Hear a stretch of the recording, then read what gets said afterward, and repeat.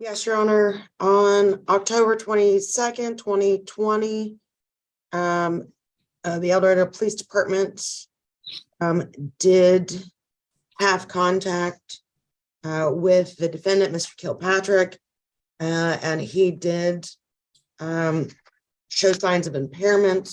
He did do a intoxicator test, and his blood alcohol was 0.115, which is over the legal limit of 0.08. Today, in Judge Webster's court, we have a 16-year-old charged with DUI with a blood alcohol content of 0.115. The defendant is now 19 years old and in court for a show cause hearing to revoke his diversion. Thank you for watching, and let's get into the video. Okay, on the record, in 2020, TR 2774, State of Kansas versus Devin Wayne Kilpatrick. Please announce appearances. Amber Norris for the state. May it please the court, and good morning, Your Honor. Mr. Devin Kilpatrick appears in person via Zoom by and through his counsel, Tanner Broyles with McConnell Law Firm. Tanner Broyles, how long has your firm been on this case? For this revocation proceeding, it's been a while now. How about July 18th of 2022? Yes, that's accurate. I think we probably are going to need to get this resolved, and this one is the one that you're also here on, Mr. Russell, is that right? Oh, I'm sorry, this is diversion. This is diversion. Okay, so where are we on the diversion review, counsel?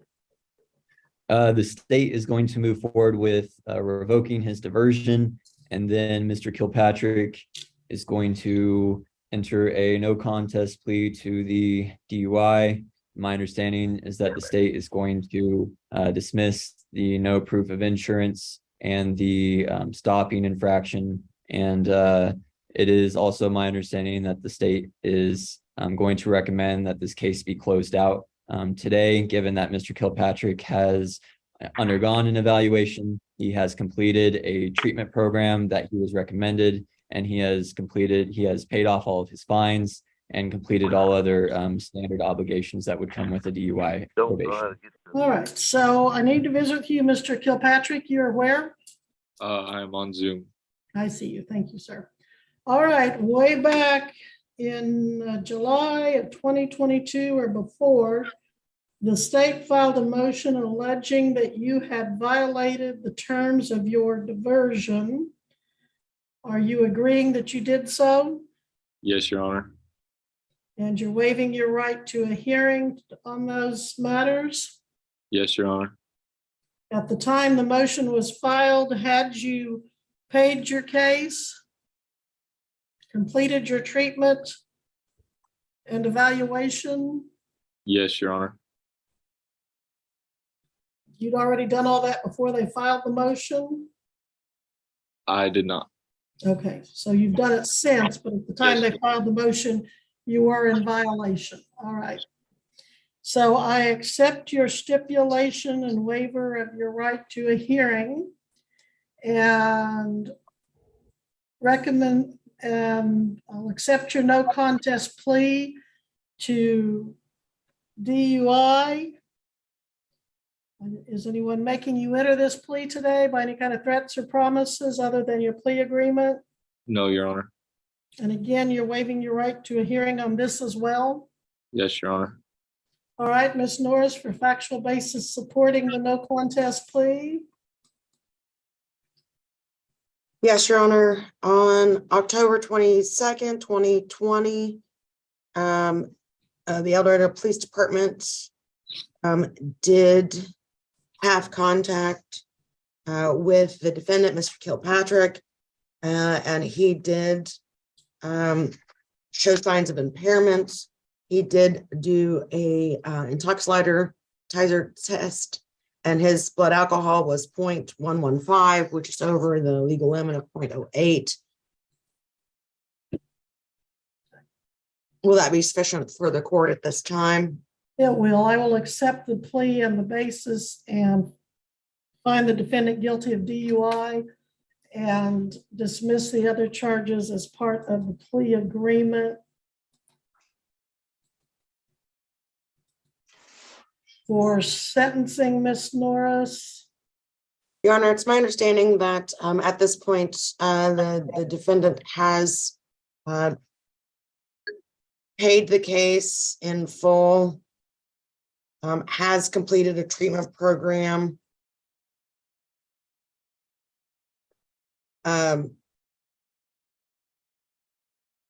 So it's my understanding that the agreement is that we would not be placing him actually on any supervised probation, and that he would have, I guess, basically time served and all issues and conditions completed through the diversion. All the requirements that would be necessary per statute have been completed through the process of diversion over the last couple of years. All right. Mr.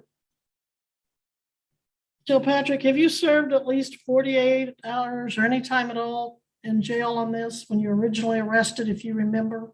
No, You never spent any time at all in jail on this? no, ma'am. I have not.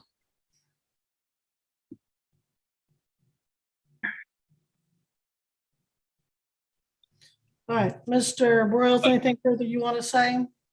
But I was 16, Your Honor, when I got to DUI. Okay, you were 16. Yes, ma'am. I'm 19 now. I'm Okay. working every day. Is Mr. Sweeney still with us? He is, Your Honor. Mr. Sweeney, could you help me out here a minute? And Ms. Norris probably knows the answer to this, but I know you've handled these cases for years. What can I order for a sentence on a 16-year-old, 28-day sanction? I think the max was 10 days, although I think in large part, and of course, the law's changed now since post July 1st, but he would have been subject to the old law. But that did require 48 hours, but that 48 hours could be served in a number of different ways. One of which is kind of like the 48-hour program that they do, where they have the alcohol and drug school. That was essentially serving as 48 hours for a lot of our different folks, especially on the first time DUIs. So these folks are being creative here in their plea agreement. What's the best way to cover the sentence for a 16-year-old under the terms of this plea agreement? And again, I don't mean to short change you, Ms. Norris. Like I said, I'm just used to going to Mr. Sweeney on these. Your Honor, that's fine. Actually, it was Mr. Sweeney and Mr. McConnell that came up with this plan, and it's Mr. Okay. Broyles and I that were just attempting to implement. Okay, so Mr. Sweeney. And that's correct, Your Honor. And so our diversion agreements essentially try to mirror what an individual would have to do on probation. I'm sure the court's familiar with that as well. So essentially what I believe happened in Mr. Kilpatrick's case is he completed everything that was needed to be done, that he would have done essentially on a probation. However, he picked up the subsequent violations that the state just wasn't going to let stand. So when that happened, we filed the revocation with the understanding that he's done everything essentially that he would have needed to do on the probation, and we recognize that, but we think the conviction should reflect the fact that he didn't successfully complete probation because he picked up some new stuff. And I understand all of that. I just need a mechanical way of making it happen. How do I word that, in other words? That's why I was saying, can I give him like a 28-day sanction?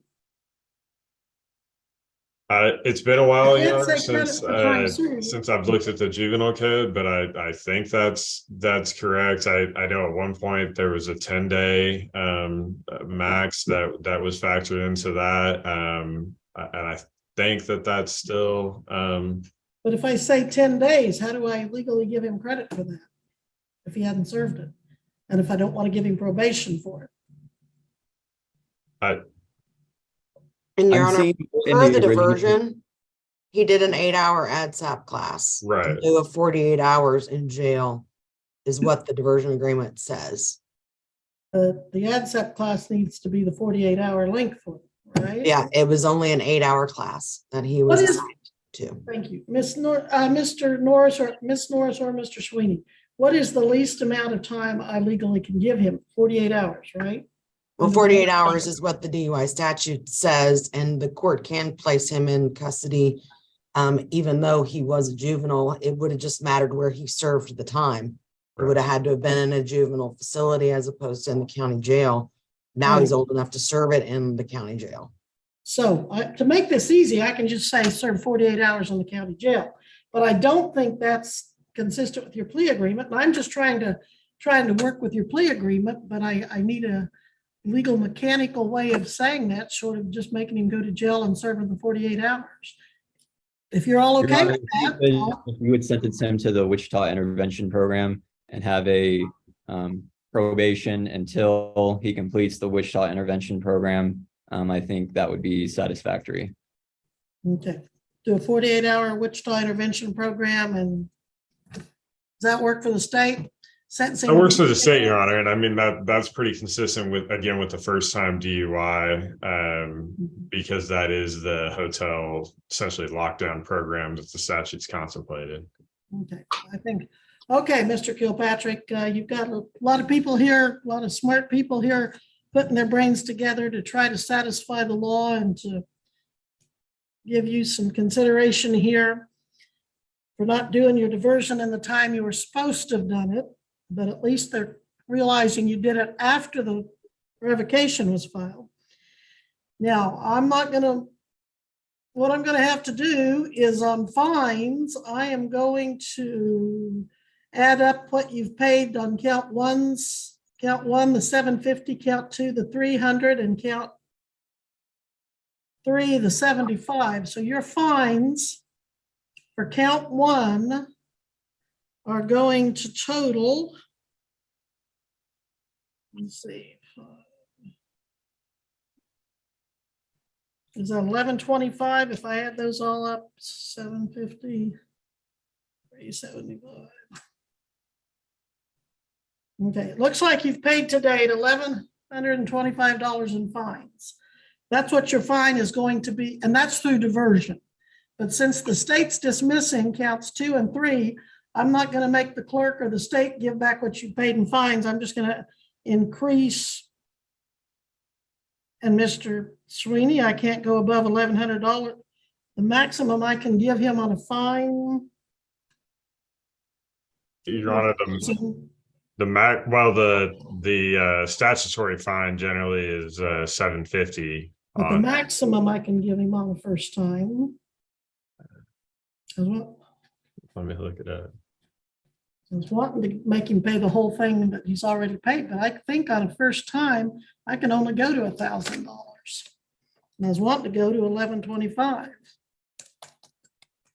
Let me see, Your Honor. I'm going to pull up 81567 right now. It's a Class B. Right. But the DUIs have special. I pull that up because I think it's still limiting it to 1,000, like 750 to 1,000. But if you find something else, I'd be happy to consider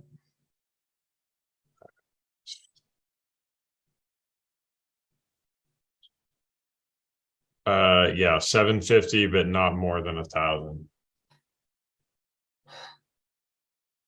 All right, counsel. So what am I going to do with this other $125 he's paid in fines short of giving him a refund, which I really don't want to do? Is there any way I can get around that legally? Anybody creatively enough to know that? Your Honor, I think maybe I kind of came in late to the conversation, but I think that the money that's already been paid, that would have been payable towards the diversion, if that's where the court is coming in the 1125. I mean, I think that's just part of the contract. That's just ate up in the diversion. You don't get that back. I don't think so, Clerk Savannah. So if if I can only give him $1,000 fine and he's paid in on his diversion, $1,125 is on fines.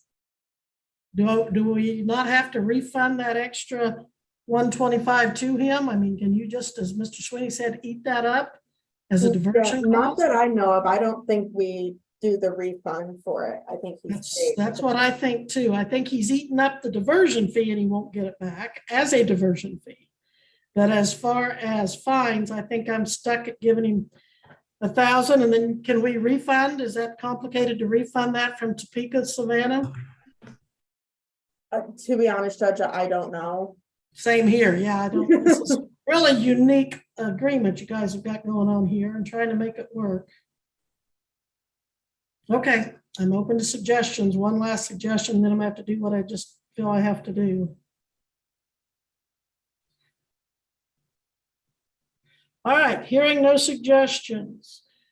For the one and only count for which you are convicted, Mr. Kilpatrick, you will be ordered to serve 48 hours in jail.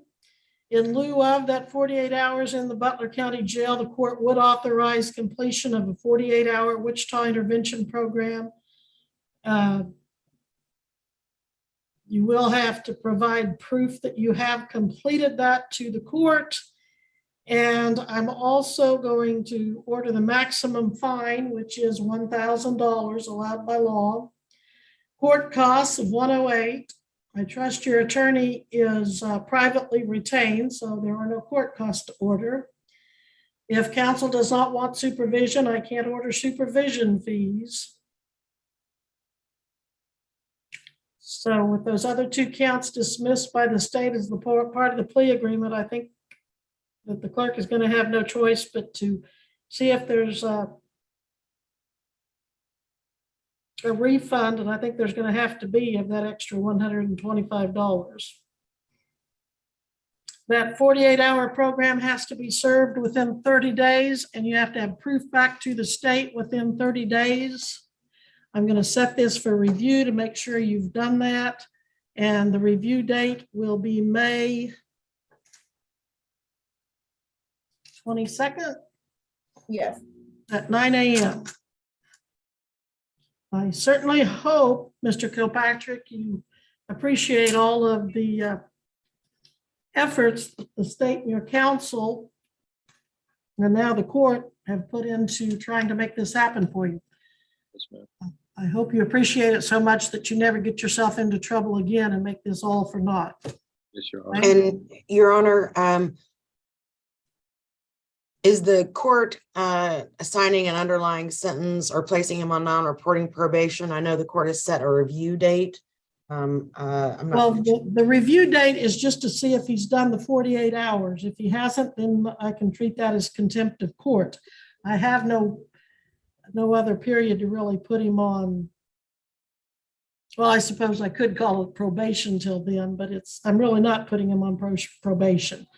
It's just 48 hours and he'll either do it or he can still do jail time because of contempt. Do you understand that, Mr. Kilpatrick?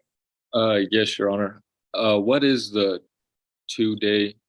Devin, we'll talk about that. Okay. Yeah, Mr. talk about Broyles that. will talk to you about that. But that's a good point, Ms. Norris. Again, one more twist that's kind of difficult to make happen.